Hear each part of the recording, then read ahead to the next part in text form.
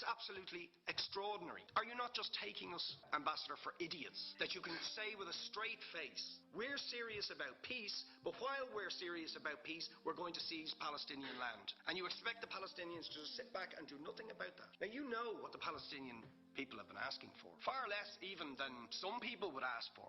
Because I believe the whole apartheid system should be dismantled. But what they've asked for is to lift the siege of Gaza. Just to lift the siege of Gaza. Let them have an airport. Let them have ports. Let them not be dictated to by a government for whom they do not vote as to what can go in and out of their territories, whether they will have power, whether they will have clean water, whether they will have medicine. What makes you think you're allowed to have nuclear weapons and the fourth biggest army in the world and visit destruction on the people of Gaza? Ambassador, I will say frankly, I'm one of the people who thinks you should be expelled from this country, and I believe that it's to do with the policies of your state.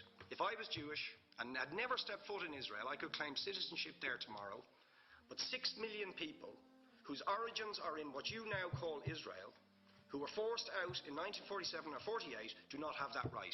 Isn't that part of the reason why the Palestinians are in dispute with Israelis? Because you deny them the right to return to their homes and to their land and to their villages, and that they have a legitimate claim, even under international law, to return, but you deny them that right.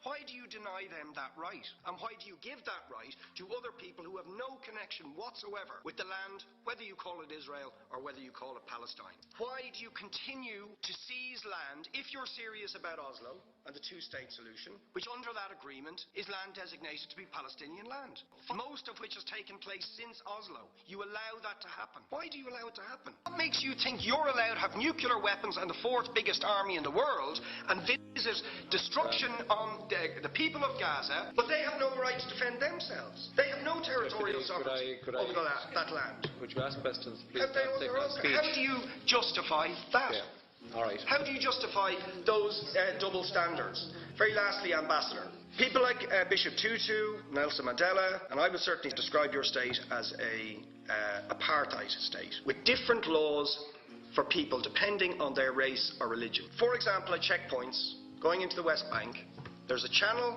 if you're Israeli or European, and there's a channel if you're Arab. Just because you're Arab. If you came into Dáil Éireann and they stopped you and said, "Are you Jewish?" "Oh no, sir, you can't come in through the same entrance as Irish people or European people because you're Jewish," you would call that racism and apartheid. You practice that with your checkpoints and your military barriers and your apartheid wall. How can you justify that?